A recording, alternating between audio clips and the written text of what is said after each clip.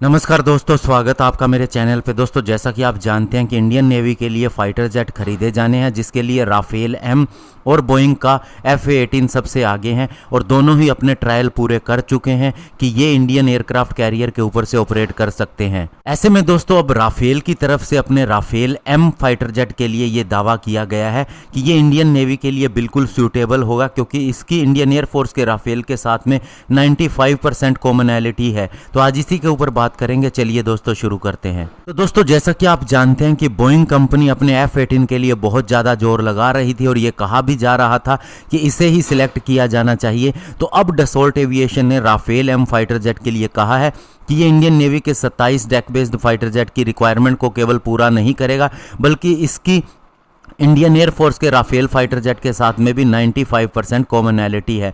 इसका सबसे बड़ा फ़ायदा ये होगा कि इसके अंदर जो कंपोनेंट और सिस्टम लगे हैं उनके लिए एडिशनल ग्राउंड इक्विपमेंट की और टूलिंग की रिक्वायरमेंट नहीं होगी, स्पेशली इसकी फ्लीट को मेंटेन करने के लिए। और इंडियन नेवी, इंडियन एयरफोर्स दोनों ही अपने फाइटर जेट के स्टैंडर्डाइजेशन के लिए पैसे बचा सकते हैं। इसके अलावा डसोल्ट की तरफ से ये भी कहा गया है कि राफेल एम की बात करें या प्रेजेंट जो इंडियन नेवी के पास एयरक्राफ्ट है MiG-29 के, दोनों ही 25 टन क्लास की कैटेगरी के फाइटर जेट के अंदर आते हैं। जो आने वाला twin engine deck based fighter jet develop किया जा रहा है इंडियन नेवी के लिए, वो भी इसी कैटेगरी का होगा। तो ऐसे में किसी भी एडिशनल ग्राउंड इक्विपमेंट की ज़रूरत नहीं होगी, स्पेशली इन्हें स्टोरेज फैसिलिटी के अंदर ले जाने के लिए।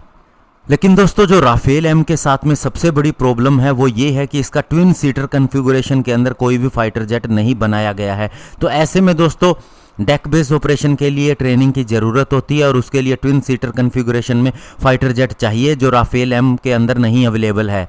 और फ्रांस की नेवी क्या करती है, तो वे दोस्तों अपनी जो एयरफोर्स की फैसिलिटी है जिसमें Rafale B twin seater trainer aircraft है, उसी पे ट्रेनिंग करती है, यानी कि उनकी एयरफोर्स और नेवी एक ही पेज पे होती हैं। तो ऐसे में उन्होंने कहा है कि अगर इंडियन नेवी को इंडियन एयरफोर्स मदद नहीं देती, ये साथ में अकोमोडेट नहीं करती, तो वे अपनी फैसिलिटी का इस्तेमाल कर सकते हैं इंडियन नेवी के पायलट को मदद देने के लिए।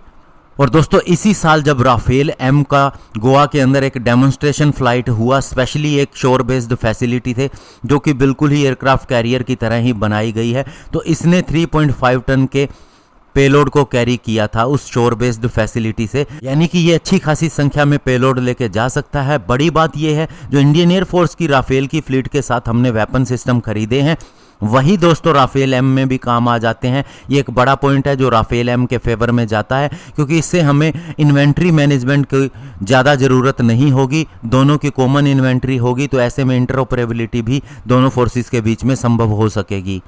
इसके अलावा राफेल एम के अंदर एक रीइंफोर्स्ड अंडर कैरिज भी है, जो दोस्तों स्पेशली जो स्ट्रेस आती है जब यह नेवल प्लेटफॉर्म के ऊपर लैंड करता है, उससे कोप करने के लिए है। लेकिन इसके अंदर एक अरेस्टर हुक भी दिया गया है, जिससे यह लगभग 300 किलोग्राम के करीब भारी भी हो जाता है अगर इसका कंपैरिजन इंडियन एयरफोर्स के राफेल से किया जाए। और इसके अलावा राफेल एम के साथ में एक ड्रॉबैक ये भी है कि इसके अंदर मल्टी स्पार विंग नहीं है, जो कि दोस्तों स्टोरेज के समय में फोल्ड हो जाते हैं। ऐसे में इसे ज़्यादा स्पेस की ज़रूरत होती है, लेकिन डसोल्ट का ये कहना है कि एयरक्राफ्ट पूरी तरह से लिफ्ट के अंदर भी फिट बैठता है। इसके अलावा जो हैंगर स्पेस है उनके अंदर भी यह पूरी तरह से फिट बैठता है। तो ऐसे में देखना होगा कि अब इंडियन नेवी किस फाइटर जेट को सिलेक्ट करती है। धन्यवाद, जय हिंद।